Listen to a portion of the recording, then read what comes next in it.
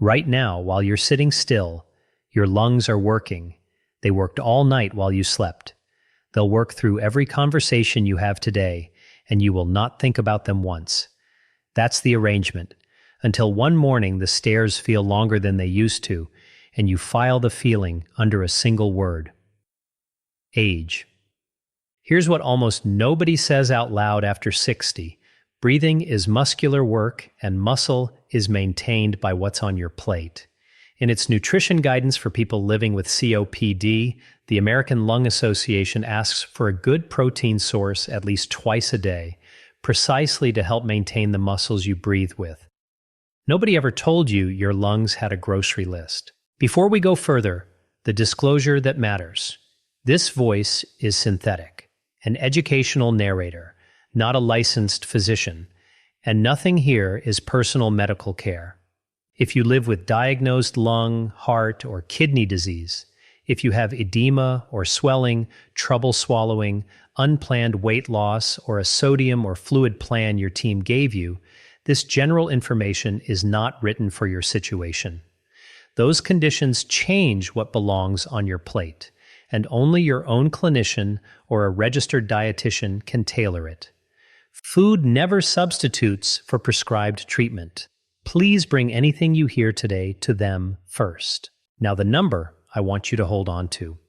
In 2016, Corinne Hansen and colleagues published an analysis of 1,921 American adults drawn from NHANES, the National Health and Nutrition Survey. They sorted those adults by how much dietary fiber they ate, then looked at their measured lung function. The people eating the most fiber had better lung function numbers on average than the people eating the least. Read that carefully, because how you read it is everything. That was a cross-sectional study. It photographed people once. It cannot tell you fiber caused better lungs, and I'm not going to tell you it did. People who eat a great deal of fiber tend to differ in other ways too. What that analysis does is point clearly, with a real number attached, in the same direction the major institutions point. The National Heart, Lung, and Blood Institute says a healthy eating pattern built on fresh produce, whole grains, and fish may also help protect the lungs, while telling patients to use an eating plan that meets their own needs. There is no lung supplement in this video, no morning tonic, nothing to buy, nothing to swallow in capsule form. 6 ordinary foods, counted down from 6 to 1, each with the mechanism explained before the shopping advice. Stay with me through all 6, because the food at number 1 is the only one on this list whose food-specific association survived the statistical test its own researchers applied to it, and it is already sitting in almost every kitchen in this country. Before we go on, 2 things in the comments. Your age, just the number, and whether you've noticed yourself pausing halfway up a flight of stairs lately. I read them, and because you're here, there's something waiting for you. In just a moment, a code will appear on your screen. Scan it with your phone camera, and it will open a free copy of a book called The 90-Year Blueprint. I didn't write it. It's a companion book this channel is giving away, and it goes deeper into the eating patterns behind everything we're about to cover. No cost, no trial, nothing to enter. It's a gift, and it's the only linked offer in this episode. Before the countdown, 2 ideas to hold in your hand, because you will meet them again in every single item. The first is fiber, and the whole minimally processed plants that carry it. That's the thread running through the Hansen analysis and through the American Lung Association's figure of 20 to 30 grams of fiber a day, where that amount is appropriate for the person. Watch for it in 6, 5, 4, 3, and 1. The second is protein and what it is actually for. Breathing is not passive. Your diaphragm and the muscles between your ribs contract to move air over and over, all day and all night, and they are maintained out of the protein you eat. That is why the American Lung Association asks for a good protein source at least twice daily to help maintain those respiratory muscles. Watch for it in 4 and 2, fiber-rich plants, steady protein, 2 mechanisms, 6 foods, and by the end you'll see the same 2 ideas arriving from 6 different directions. Every source is named as we go, and every link sits in the description so you can check me rather than trust me. Number 6. Number 6, apples and berries. Start with the mechanism, because it isn't glamorous. Whole fruit carries dietary fiber, and fiber is the one dietary component that keeps reappearing in the lung function research we just discussed. Whole fruit also carries water and physical bulk, which is why a bowl of berries fills you differently from a glass of juice.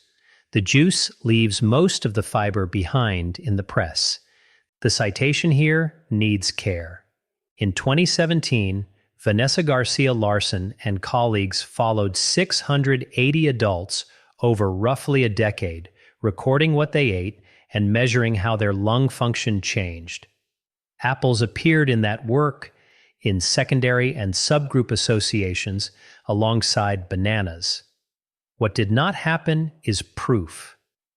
Those were observational findings, and once the researchers applied their correction for having tested many foods at once, apples were not the association that survived. I would rather tell you that plainly than sell you an apple. So why are they on this list at all? Because they are one of the most reliable and least expensive ways to move toward that 20 to 30 gram fiber figure the American Lung Association names in its COPD nutrition guidance, where it fits you. And because both the ALA and the NHLB, I build their advice on fresh produce as a pattern, not on an isolated compound extracted from it. No fruit opens an airway. Fruit contributes to a way of eating that the evidence treats kindly. How to put it on your plate? Eat the apple rather than drinking it, and leave the skin on, because a good share of the fiber sits there. Keep frozen berries in the freezer so the days you don't get to the shop still have fruit in them. Add a handful to whatever breakfast you already eat instead of building a new breakfast. And if chewing or swallowing has become difficult, that is a conversation with your clinician before you change anything at all. Number 5, plain oats and whole grains more broadly. Mechanism first. Oats are a complex carbohydrate, a starch your body breaks down gradually rather than all at once. And complex carbohydrates are exactly what the American Lung Association's nutrition guidance for people living with COPD points toward, together with fresh produce and adequate fiber. Oats are also one of the densest ordinary sources of that fiber available in a normal breakfast, which is the whole reason they earn a slot this high. Here is where the Hansen analysis returns. Those 1,921 NHA-NES adults were ranked by fiber intake, and the higher fiber group had better measured lung function. I'll repeat the limitation because repeating it is the honest thing to do. That was a single snapshot in time. It cannot establish cause, and nobody has run a trial in which oats improved anyone's breathing. What exists is a consistent direction, fiber-rich, minimally processed food traveling alongside better lung function numbers. And separately, an institution asking for 20 to 30 grams of fiber a day where it suits the individual. Why whole grains for your lungs specifically? Because the NHLBI names whole grains inside the eating pattern it says may help protect the lungs. And because, unlike a capsule, a bowl of oats also happens to be breakfast, which matters enormously if your appetite has become unreliable. Practically, buy plain rolled oats or steel-cut oats rather than the flavored sachets, which arrive with sugar already stirred in and less oat per packet. Build the bowl yourself. The berries from number 6 go straight on top, and a spoonful of nuts or a scoop of plain yogurt turns that bowl into a protein source as well, which is the other half of everything we are doing here. If you have a diagnosed condition with a carbohydrate or fluid plan attached to it, run the change past your dietitian first. Number 4, beans and lentils. Two mechanisms in one food, which is exactly why they sit this high. Beans and lentils are among the highest fiber foods in an ordinary supermarket, and they are a genuine protein source. That second point is the one almost everybody misses. The American Lung Association's nutrition guidance asks for a good protein source at least twice a day, and it gives a reason attached. Protein helps maintain your respiratory muscles. Sit with that for a moment, because it reframes this entire video. Your diaphragm is a muscle. The muscles between your ribs are muscles. They contract every few seconds for the whole of your life, and like every other muscle you own, they are maintained out of the amino acids you eat. Food does not rebuild a damaged lung, and I am not going to suggest otherwise. What adequate protein does is help you hold on to the muscle that moves the air. The fiber side is the story you already know. 20 to 30 grams a day is the ALA's figure, and in Hansen's 2016 analysis of 1,921 adults, higher fiber intake tracked with better lung function measures as an association and nothing stronger. On your plate, tinned beans are entirely legitimate and take about 30 seconds. Choose no salt-added tins where you can find them, and drain and rinse the salty packing liquid off the ones you can't. That matters more here than usual, because the ALA specifically says people with edema or high blood pressure should ask their doctor about sodium, so treat that as a question for your own team, not a rule I can set for you. And if beans sit heavily with you, begin with a few spoonfuls stirred into something you already eat rather than a full bowl. We're halfway through, 3 foods left, and number 1 is still ahead of us. If the last few minutes have been useful, please subscribe to this channel and hit the like button while you're there. It genuinely helps this reach the people it's written for. Subscribe, and one of these arrives every week, named sources, real numbers, and the limitations said out loud rather than quietly buried. That's the whole promise here. No supplements, no fear, no miracle foods, just what the evidence actually supports, explained slowly enough to be worth something. Right. Number three, leafy vegetables. I want to be straight with you about the evidence, because this is where a great many videos start inventing things. There is no trial in front of me showing that spinach or kale changes anyone's lung function. What there is guidance. The American Lung Association's nutrition page for people living with COPD points to fresh produce as a foundation.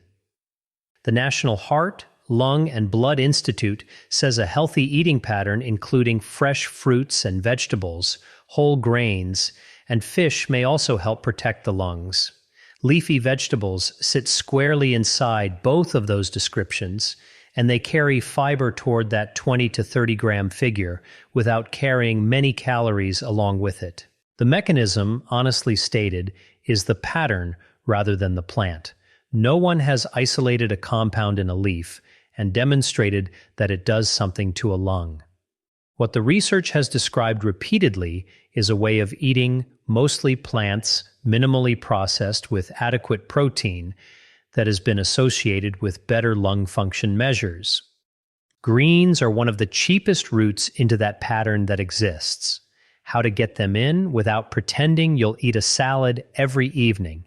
Frozen chopped spinach costs very little, keeps indefinitely, and disappears into soup, eggs, pasta sauce, or a tin of the beans from number 4. Cooked greens collapse to a fraction of their raw volume, so the same handful goes down far more easily. 2 cautions before we move on. If swallowing has become difficult, texture is a clinical decision and belongs to your team, not to me. And if you take a blood thinner, don't make a sudden large change in how many greens you eat. Speak to whoever manages that prescription first, because consistency is what they will care about. Number 2, fish, simply prepared. The mechanism is protein, and I'm going to keep it there deliberately. You have heard fish sold on omega-3s for 30 years. I'm not going to make omega-3 claims about your lungs because the support I can actually point to is different and, frankly, more useful to you. The American Lung Association's guidance asks for a good protein source at least twice a day to help maintain respiratory muscles, and fish is among the easiest of those to prepare and to chew.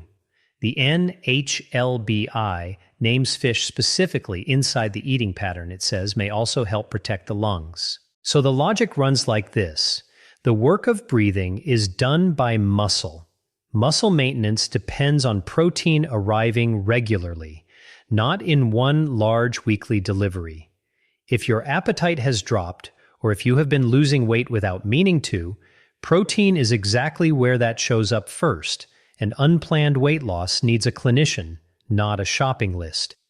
I am not going to hand you a servings per week number, and you should be a little suspicious of anyone who hands you one without knowing anything about you. Fit the frequency to the eating plan your own clinician or registered dietitian has set. On the plate, baked, grilled, or poached rather than battered and fried. Tinned fish counts, keeps, and costs very little. Watch the salt, because smoked, preserved, and heavily salted fish are a different proposition entirely. And the ALA specifically tells people with edema or high blood pressure to ask their doctor about sodium. Where tins are packed in brine, take the lower sodium version if sodium is something your team manages with you. Number 1, the one I promised you at the start, tomatoes. Here is the study. In 2017, Garcia Larson and colleagues followed 680 adults over roughly 10 years, recording their diets and measuring their lung function more than once. Among everything they examined, tomato intake was associated with a slower decline in forced vital capacity, FVC, the total volume of air you can push out in one full breath, and one of the core numbers a spirometry test produces. Now the part that earns it, the top slot. When you test many foods against many outcomes, some associations appear purely by chance, and careful researchers correct for that. After that correction was applied, the tomato association was the only food association in the entire study that remained statistically significant. Say what that means, and not one word more. It is an observational finding in 680 people. It does not prove tomatoes prevent anything. It does not treat anything. And it says nothing whatsoever about damaged lungs being repaired, because no food does that. What it does say is that among all the foods examined in that cohort, one held up under the study's own statistical scrutiny, and it happens to be the one already in your kitchen. The mechanism, that study was not designed to identify one, so I'm not going to invent one for you. Tomatoes sit inside the fresh produce pattern that both the ALA and the NHLBI point to, and that is precisely as far as the evidence reaches. How to use them: fresh in season, tinned the rest of the year. Chopped tomatoes and passata cost almost nothing, keep for a year, and go into soup, sauce, beans, or eggs with no effort at all. Check the label for added salt. And if it's tomato juice you prefer, the salt question matters more rather than less, especially if sodium is something your doctor manages with you. Let's put the 6 back together, because they were never meant to be 6 separate errands. 6 was apples and berries. 5 was plain oats and whole grains. 4 was beans and lentils. 3 was leafy vegetables. 2 was simply prepared fish. 1 was tomatoes. Now look at what repeated. 2 mechanisms over and over. The first is fiber, arriving inside whole, minimally processed plants. It's in the apples, the berries, the oats, the beans, the lentils, the greens, and the tomatoes. 5 of the 6 items on this list, and the 6th doesn't contradict it. That is the thread running through the Hansen analysis of 1,921 adults, where higher fiber intake sat alongside better lung function measures. It's the thread in the American Lung Association asking for 20 to 30 grams of fiber a day, where that's appropriate for the person. And it's the thread in the way the NHLBI describes an eating pattern rather than a magic ingredient. The second is protein arriving regularly, because the work of breathing is muscular work, and your diaphragm does not take a night off. The ALA's guidance asks for a good protein source at least twice daily to help maintain those respiratory muscles. That's the beans and lentils at number 4, the fish at number 2, and the yogurt or nuts you put on the oats at number 5. That is the entire system.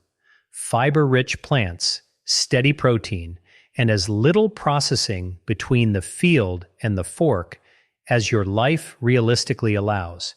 And notice what the system is not. It is not a treatment.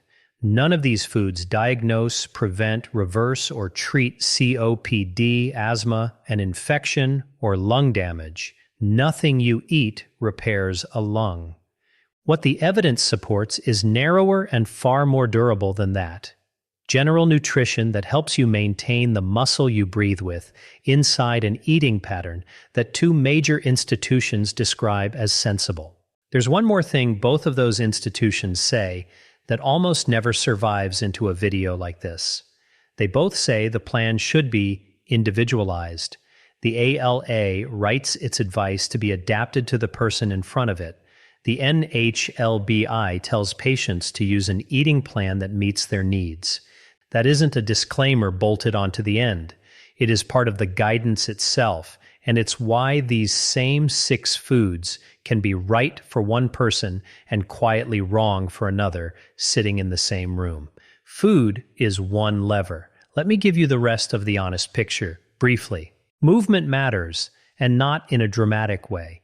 Walking, stairs, at your own pace, whatever your clinician has cleared you for, the muscles of breathing respond to being used like any other muscle you own. And if you smoke, stopping is the change that both the American Lung Association and the National Heart, Lung, and Blood Institute place at the center of their Living with Lung Disease guidance, ahead of anything on a plate. There is real, structured help available for that. Ask your clinician what exists near you. Then there are 2 tests worth knowing by name, because a great many people over 60 have never been offered either one. The first is spirometry. You breathe into a tube, and it measures how much air you can move and how quickly you can move it. That FVC figure from the tomato study comes from exactly this test. Spirometry is the main lung function test, and if you've noticed changes in your breathing, it is the one to ask for by name. The second is a 6-minute walk test, done under clinical supervision. You walk on a flat surface for 6 minutes, and your team records how far you get and how you tolerate it. It doesn't diagnose anything by itself. It describes function, which is often the thing you actually care about. You'll also see a pulse oximeter clipped onto a fingertip. Quick, useful, and frequently misread at home. It is a measurement that needs a clinician to interpret it in context, not a test that tells you whether your lungs are healthy. And the caveat that has run through this whole video, one last time, a diagnosis changes the advice. Calories, protein, sodium, fluid, how large your meal should be, even the texture of what you eat. All of it may be set differently for you than for the person sitting beside you. One more thought before we finish, and then I'll let you go. If you're 65 or 75 or 85, and you've spent this whole video thinking it's a little late to start, it isn't. And nothing in the evidence says it is. The muscles you breathe with are maintained continuously out of what you eat this week, not what you ate in 1978. A bowl of oats tomorrow morning is a real thing, actually done. And if there is someone in your life who gets breathless carrying the shopping in and puts it down to age, send this to them, not as a lecture, just as the thing nobody thought to tell them. One more time, because it matters more than any food on this list. New or worsening shortness of breath, chest pain, lips or fingertips turning blue or gray, sudden confusion, or coughing up blood are urgent symptoms. They need prompt medical attention, not a food remedy and not a wait-and-see week. And if you carry a diagnosis, your advice can flip. Calories, protein, sodium, fluids, meal size, even food texture may all be set differently for you.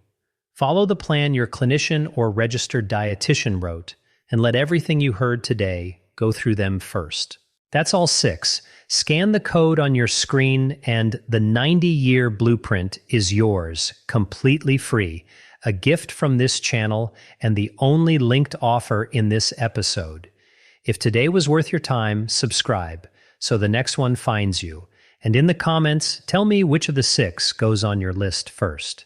Apples and berries, oats, beans, greens, fish, or the tomatoes at number 1. The sources are all in the description if you'd like to read them yourself. Take care of the muscles that move the air. I'll see you next week.